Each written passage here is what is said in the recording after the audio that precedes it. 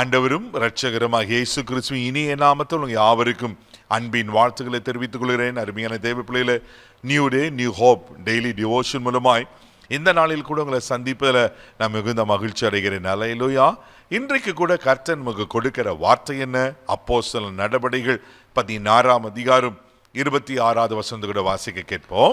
சடுதியிலே சிறைச்சாலையின் அஸ்திபாரங்கள் அசையும்படியாக பூமி மிகவும் அதிர்ந்தது. உடனே கதவுகள் எல்லாம் திறவுண்டது, எல்லாருடைய கட்டுகளும் கழன்று போயிற்று. ஹல்லேலூயா, ஹல்லேலூயா. ரொம்ப அற்புதமான ஒரு அழகான இங்க சம்பவத்தை நாம் பார்க்கிறோம். இது யாருக்கு நடக்கிறது?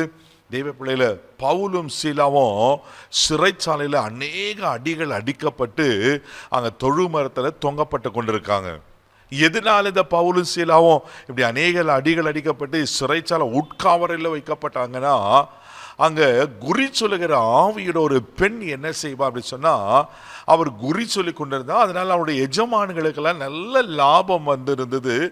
இந்த குறிச்சுகளர் ஆவி பிடிச்ச அந்த பெண் பவுல பார்க்கும் போதெல்லாம் என்ன சொல்லுவான் அப்படின்னு சொன்னாக்கா, இந்த மனுஷன் தேவனுடைய ஊழியக்காரன், ரட்சிப்பின் வழியை நமக்கு தெரிவிக்கிறாரு அப்படின்னு பார்க்கும் போதெல்லாம் அடிக்கடி இதை சொல்லிக்கொண்டே இருந்தா பாருங்க.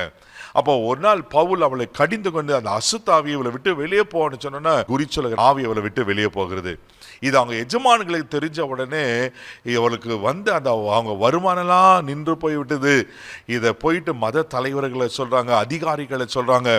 அப்போதுதான் இந்த பவுலும் சீலாவையும் பிடித்து சிறைச்சாலையில் அவர்கள் அநேக அடிகளை அடித்து என்ன பண்ண உட்காவரில் வைத்து விடுறாங்க. பாருங்க, நடக்கிறது என்ன தெரியுமா? அதே அப்போஸ்தலர் 16ஆம் அதிகாரம் 25வது வசனத்தை கூட நம்ம வாசிக்க கேட்போம். நடுராத்திரியிலே பவுலும் சீலாவும் ஜெபம் பண்ணி தேவனை துதித்து பாடினார்கள். காவலில் வைக்கப்பட்டிருந்தவர்கள் அதை கேட்டுக்கொண்டிருந்தார்கள். பாருங்க, அநேக அடிகள் அடிக்கப்பட்ட பின்பு பவுலும் சீலாவும் என்ன நடுராத்திரியில தேவனை துதித்து பாடி கொண்டிருக்கிறாங்க. இதே நீங்கள நானே என்ன பண்ணியிருப்போம்? இவ்வளோ பெரிய பிரச்சனை, சிறைச்சாலையில் இருக்கிறோம், அநேக அடிகள் அடிக்கப்பட்டிருக்கோம், அப்படியே நொந்து நூலாக இருக்கிற நம்ம லாங்குவேஜில் சொல்லுவோம் இல்லை.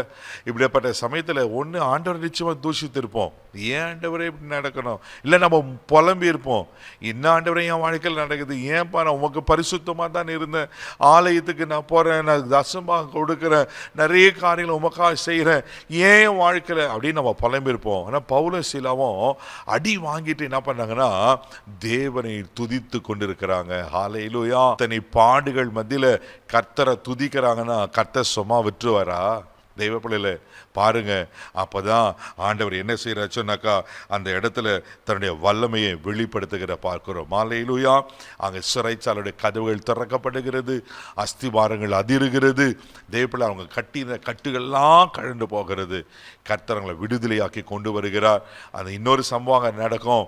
அந்த காவலாளியெல்லாம் பயந்து போயிட்டு நாங்களும் ரட்சிக்கப்படுறதுக்கு என்ன செய்யணும் அப்படின்னு கேட்டு அவரெல்லாம் ரட்சிக்கப்படுகிறத பார்க்கிறோம். தெய்வ பிள்ளையில உங்க வாழ்க்கையில எப்படிப்பட்ட காரியங்களும் கட்டி வைத்திருக்கு?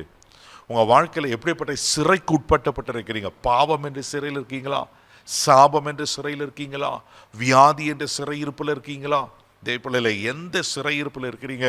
எப்படிப்பட்ட கட்டுகள் உங்களை கட்டி கொண்டிருக்கு?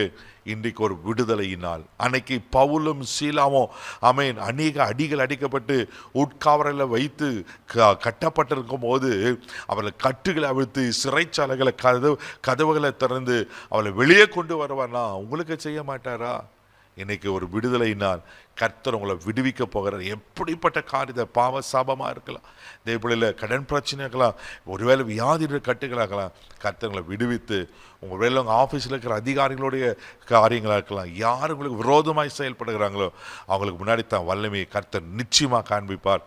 இது நடக்க தான் போகிறது. இந்த நம்புங்க தேவப்பிள்ளையில் அவர்களை விடுவித்த ஆண்டவர், அவர் சிறைச்சாலின் கதவுகளை திறந்த ஆண்டவர். இன்னைக்கு உங்களுக்கு என்ன கதவு அடைக்கப்பட்டிருக்கு, இன்னைக்கு கதவு கர்த்தர் திறந்து உங்களை ஆசீர்வதித்து உங்களை கனப்படுத்துவார். கண்களை மூடி நம்ம ஜெபிக்கலாம். அன்பு தகப்பனே, உமக்கு நன்றி சொல்லி துதிக்கிறோம், ஸ்தோத்திரம் ஆண்டவரே. அன்னைக்கு பவுலும் சீலாவையும் ஆண்டவரே சிறைச்சாலையிலிருந்து விடுவித்து கொண்டு வருவீங்கன்னா, அவங்க கட்டுகள் எல்லாம் அவிழ்த்து போடுவீங்கன்னா ஆண்டவரே, இன்றைக்கும் யார் யார் எப்படிப்பட்ட சிறையிருப்பிற்குள்ள இருக்கிறாங்க தெரியலப்பா, எப்படிப்பட்ட கட்டுகள் எல்லாம் கட்டப்பட்டிருக்காங்க தெரியலப்பா. இயேசுவின் நாமத்தில் நான் ஜெபம் பண்ணேன், இன்னைக்கு விடுதலை உண்டாகட்டும். விடுதலை உண்டாகும். ஆண்டவரே, பயத்திலிருந்து இவர்களை விடுவிப்பீராக ஜெபிக்கிறோம். இவர்களை ஆசீர்வதி. இந்த நாள் முழுதும் கரம் எடுத்து நடத்தும். உங்கள் தெய்வீக பாதுகாப்பு ஒப்பு கொடுக்கிறேன். நீரே பொறுப்படுத்துகிறோம். இயேசுவின் மூலம் ஜெபம் கேளும் பிதாவே, ஆமென். அவர் உங்களை கட்டுகளை அவிழ்த்து விட்டார். தைரியமா போங்க. God plus.